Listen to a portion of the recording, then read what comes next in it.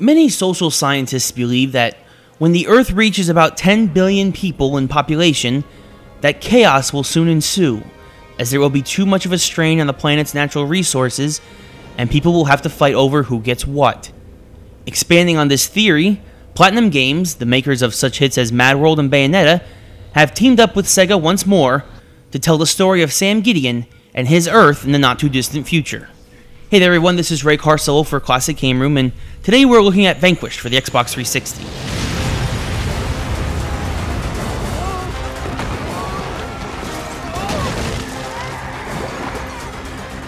Vanquish opens up on this new world where starvation has become the #1 killer in underdeveloped countries and has struck hard against even some former powers like Russia.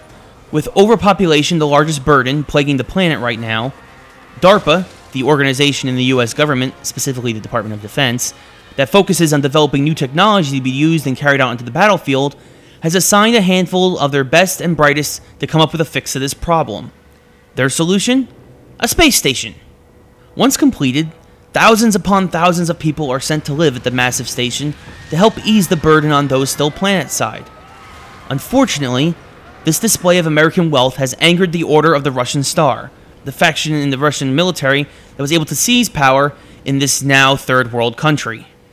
So, the Order of the Russian Star, spearheaded by their leader Victor, have invaded the space station, conquered it, and converted its microwave energy array into a giant death ray.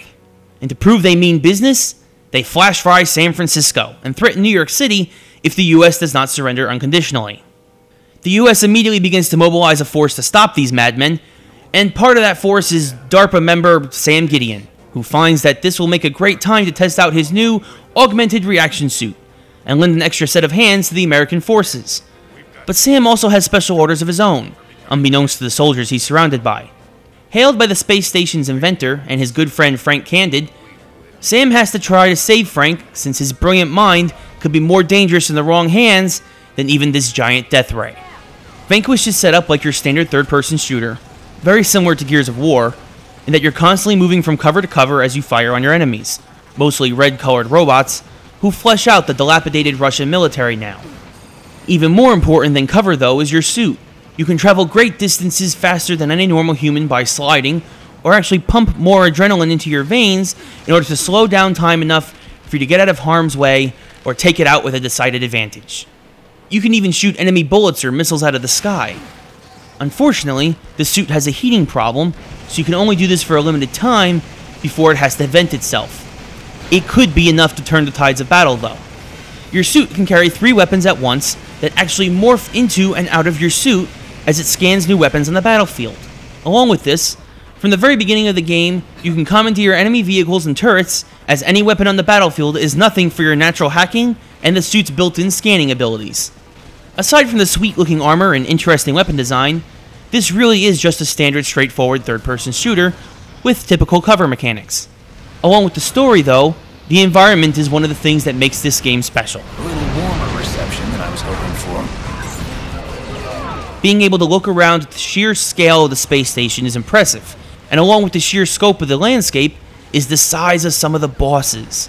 Massive robots with more guns and missiles than all of the military probably combined will square off with you on a regular basis, and you must find and methodically take apart their weak points. It's hard to take in sometimes because of the frantic pace of many of the battles, but the character and environment designs for this game are beautiful. Throw in some solid voice acting and great sound effects, and the peripherals for this game are top-notch. What makes this game suffer though, and keeps me from recommending it as a purchase, is the full-on lack of a multiplayer. This kind of situation just demands it. Both co-op and versus, and the fact that it has neither is beyond disappointing. I mean, there is a challenge mode that you unlock as you progress in the story mode. If you're looking for a few extra missions, you can always go back and replay the levels to try and increase your score to compare online leaderboards. With a solid gameplay length of 10 to 15 hours on hard over 5 full acts, and without a multiplayer of any kind, I can only say that Vanquish is a highly recommended rental, but it's probably not worth a full-blown purchase.